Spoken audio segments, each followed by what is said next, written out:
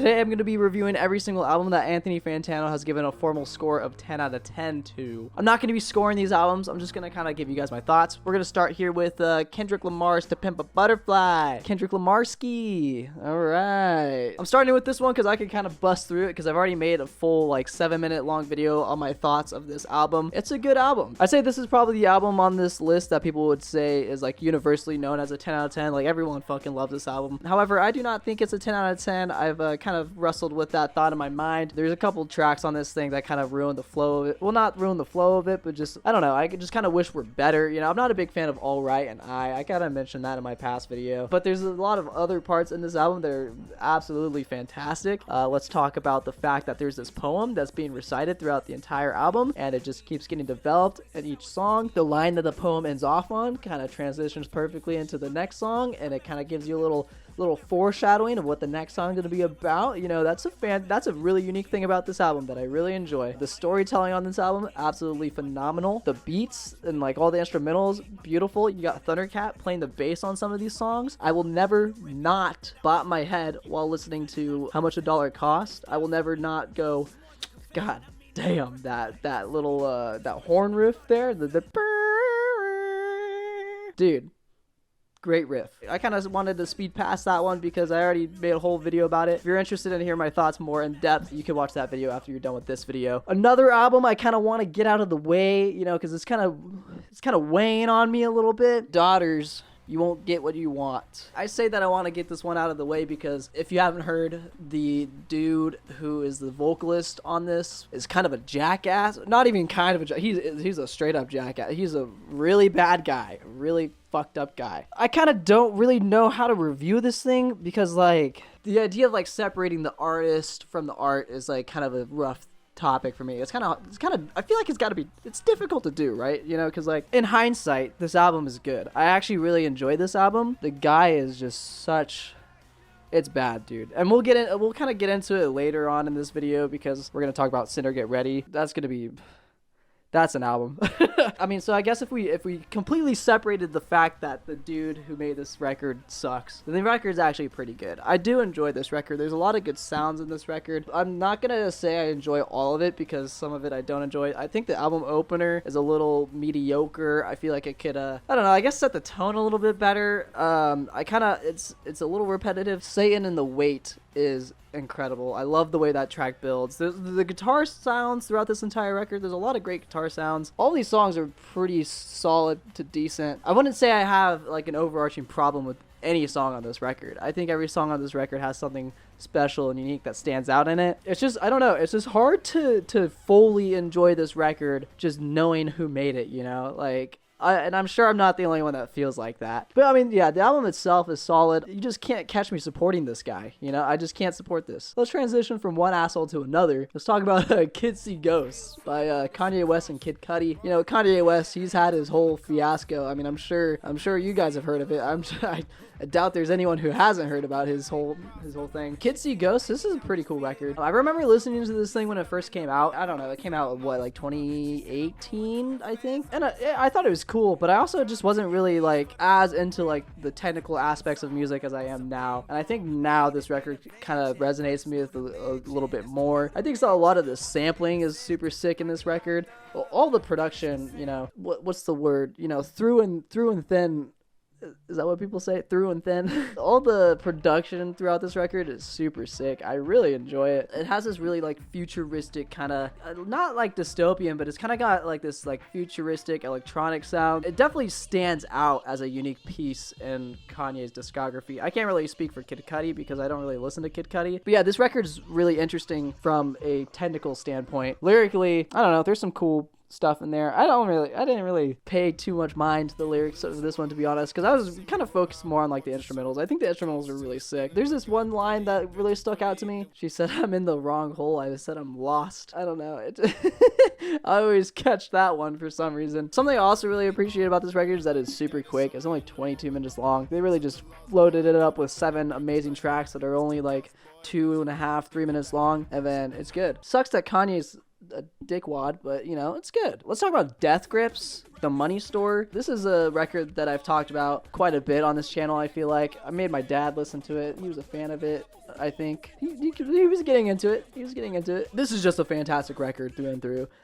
Through and through. I think that is the word I was looking for. Not through and thin. Through and through. This record's got like a super cool dystopian vibe to it. All the lyrics are super sick. I love Death Grips because of their like production style mixed with MC Ride's like super frantic vocal style. Every single Death Grips song just gets me pumped up, dude. This record is obviously one of their best records. My personal favorite Death Grips record is The Powers That Be. The Powers That Be has a more kind of frantic sound to it than The Money Store. The Money Store is I'd say The Money Store is a very easy album to get into for anyone who's not aware of the Death Grips sound. It's kind of got a lot of accessible tracks in there. This is not my favorite Death Grips album, but I'm still gonna throw this shit on and vibe to it. I was excited to go back to it and listen to it for this album, for this video. Killer samples on this record, dude. Killer production on this record. And also Hacker is probably my favorite Death Grips. Actually, I would say that the Hacker is my favorite Death Grips song of all time, actually. Now that I'm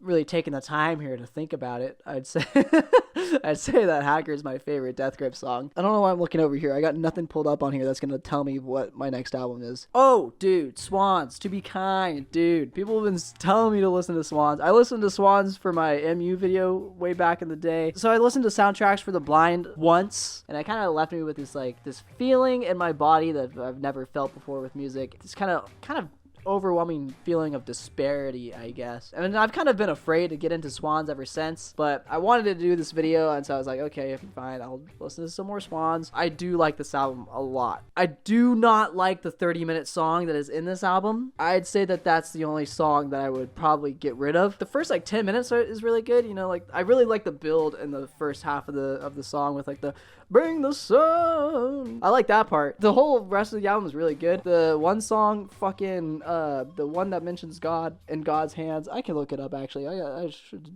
not be lazy here. A Little God in My Hands, dude, what a groovy ass track. I was literally not expecting a song like that on this record. The bass line is just makes you want to fucking move. The part where it gets all super noisy and it kind of sounds like there's these weird trumpet horn type things being played, that delivers me, bro. Delivers me. That ascends me. I would say that there's some parts of this album that I kind of don't really mess with a lot, but it's also not anything that's kind of ruins it, you know. Just a Little Boy, that's a song that I'd probably never just throw on, but if I'm listening to the album, then I'm gonna listen to it. I'm probably gonna enjoy it. Same with Bring the Sun, the 30-minute song. I'm never gonna throw it on in my own time, but if I'm listening to this album, then I'm gonna listen to that song. The atmosphere throughout this entire record is super sick. These guys do a good job at building these kind of worlds in their music. Just in the way the instrumentals sound, it kind of feels like this kind of a desolate world. I listened to this album a lot, actually. I listened to it I'd say 4 times. Which, I mean, okay, may not sound like a lot, but it's a 2-hour long album, okay? So, it's a 2-hour long album, and I had 6 other albums I had to listen to for this video, so. Anything else on the docket here? Spelling and Sinner Get Ready, right? And I'm gonna leave Sinner Get Ready for the end, because that's when the video stops getting fun. I don't know, is this video fun? Has it been fun? Spelling, The Turning Wheel. This is my favorite album that I listened to for this video. When preparing for this video, I probably listened to this album the most. This record reminded me a lot of Hounds of Love for some reason. Not a lot, but it kind of gave me the same vibe where I kind of got some Kate Bush influences. I don't know what I was expecting for this record, because I really didn't know anything about Spelling or her music or anything like that. I just knew that Fantano gave it a 10 out of 10, and I came in here, I was like, okay, man, yeah, sure, let me see. Man, I cannot stop listening to this thing. The title track's really good. Little Deer is really fucking fantastic. Really gets stuck in my head every single time I listen to it. The Boys at School, that synth in the middle portion where the synth is coming in, the synth arpeggio type thing, and then the drums hit, dude. Man, it sends me. There's tracks on this thing that I didn't really enjoy when I first listened to this thing that after a few listens, I'm really vibing with now. I think it's The Future. That track, I kind of wasn't enjoying it. It kind of gave me a little musical vibes in a wrong way, you know, Disney musical vibes. But then now every single time that song comes on, I'm vibing with it, you know, through and through. Her vocals are really great too. I love her vocals. Just a lot of great stuff in this record. Really recommend this record to anybody, because you're probably gonna find something to enjoy about this record, especially Little Deer. You can't complain about Little Deer. I'm pretty sure everyone's gonna love that track. All right. Let's Okay, actually though, let's kind of tone it down a little bit. Sinner Get Ready by shit. This is not a good look. I know what it looks like, I just don't know how to pronounce it. Linguina Ignata, something like that. So, as I mentioned before, this record is kind of tied to the lead vocalist of Daughters. It's because the person behind Linguina Ignata has kind of had a they had a really traumatic experience involving the lead singer from Daughters. A lot of disgusting stuff. I was reading through her statement a little bit about it because I wasn't really too in the loop when it was all going down. I hadn't listened to Daughters and I hadn't listened to Linguina Ignata, so I knew it was happening and I kind of knew a little bit of what was going on. I didn't really know the full extent of the situation, so I was reading through the statement actually last night, and I didn't even finish the abbreviated version of it. I was like, this is a lot, and it's all important context for this record because this record kind of dives into two issues here. This record dives into Christianity and it dives into her situation with the lead singer of Daughters. So those two things are kind of at play, and it's kind of interesting how it plays out too. I think the lyrics are so top notch on this record. I'm not a religious person, but I mean all the religious metaphors and stuff like that are incredible. This record kind of dives into a lot of deep, disgusting issues, and it does it in a really fascinating and unique way that kind of makes it not easy to digest, but I guess easy to understand, and it's hard to get through. The overall sound of the album is really cool too. It's very theatrical. I don't even know what genre I would use to describe this. I think Rate Your Music said it was like neo-classical new wave. I would say it kind of sounds like the album cover. I don't really know what vibes I would describe the album cover as, but if you look at the album cover and you listen to the album, you're like, okay, the album cover kind of makes sense there. The shit that she goes into, man, it's kind of crazy. Like Many Hands is one that really that's the one that really fucking like yikes me, you know. I mean, I think it's also, is it Pennsylvania Furnace, the one that she's talked about, her like she goes into like her spinal surgery. It's like, Jesus, man. It's just super interesting the way that she's comparing all these situations that happened into her life to religious aspects, you know? It's a difficult listen, and it's even more difficult to really just kind of get in there and really just dive into the lyrics and understand everything that like has happened in her experience. This is not an album that you can like casually listen to, you know? You can never just fucking throw this thing on in the car while you're like driving. Like, that's kind of I feel like that's a weird scenario. Yeah, dude. I guess that's my review. I don't really know how to close this out because, geez, man. Sorry to end on a downer. I didn't really know where to put Sinner Get Ready, so I was like, I'll just fucking end the video with Sinner Get Ready. Let me know what you guys thought about all these records, and let me know what other Fantano related videos you guys want to see, because the last one did really well, so I'm hoping for the best.